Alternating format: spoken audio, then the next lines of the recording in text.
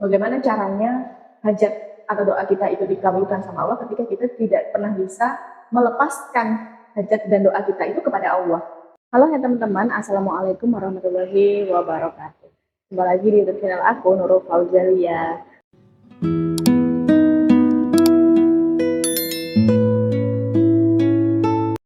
Kalau di video yang sebelumnya kita bahas tentang apa itu kemelekatan. Insya Allah teman-teman sudah tahu ya apa itu kemelekatan, kemudian sudah mulai belajar pelan-pelan bagaimana caranya supaya kemelekatan itu bisa hilang dari diri kita. Nah, sekarang selanjutnya yang mau aku sharingkan adalah tentang teknik melepaskan. Misalkan teman-teman punya hajat, ya. Ketika kita punya hajat, maka kita berdoa, berusaha, kemudian kita riyadhah sholawat untuk hajat itu. Nah, ketika kita sudah riyadhah sholawat, maka step selanjutnya yang harus kita lakukan adalah teknik melepaskan, di mana kita menyerahkan hajat kita sudah melangitkan doa kita tersebut kepada Allah Subhanahu wa Ta'ala, supaya Allah lah yang memproses dan mentakdirkan yang terbaik untuk kita. Kenapa teknik melepaskan ini menjadi sangat penting? Karena ketika kita berdoa sama Allah, syarat mutlak doa itu terkabul atau dikabulkan Allah adalah ketika kita sudah bisa lepas, ketika kita sudah bisa melepaskan, melangitkan hajat kita. Bagaimana caranya hajat atau doa kita itu dikabulkan sama Allah ketika kita tidak pernah bisa melepaskan hajat dan doa kita itu kepada Allah. Jadi hajat dan doa kita itu kita genggam terus, digenggam terus, nggak dilepas-lepas gitu, nggak dikirimkan ke Allah Subhanahu wa Ta'ala. Gimana caranya Allah mau mengabulkan? Makanya ini adalah sesuatu yang sangat krusial untuk dibahas, ya. Karena kalau nggak dilepaskan, gimana hajat kita mau diproses sama Allah? Kapan teknik melepaskan ini dipakai, Kak? Ketika kamu sudah doa, usaha, sholawat untuk hajat A. Ketika kamu sudah berdoa dan sholawatan itu setiap hari, pasti ada di satu titik kamu sudah bisa pasrah. Disitulah saatnya kamu harus melepaskan atau melangitkan hajat kamu.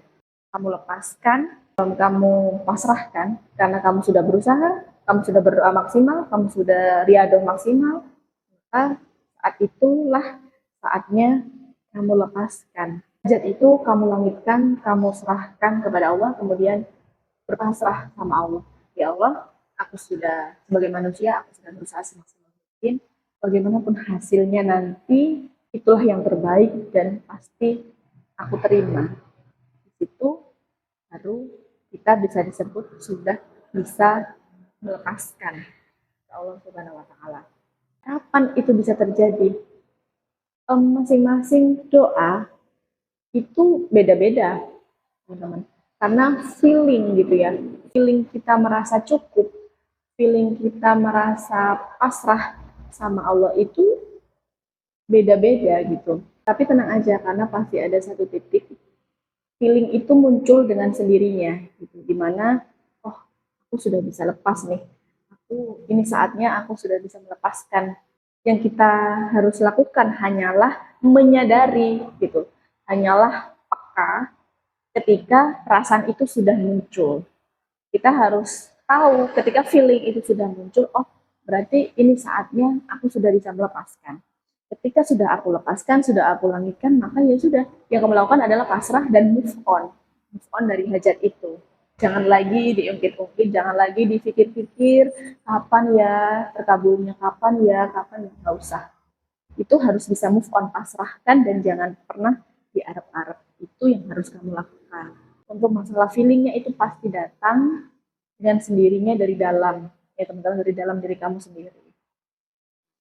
Kan kadang kan kita nggak tahu ya, apa sih teknik melepaskan itu, kenapa sih harus dilepaskan.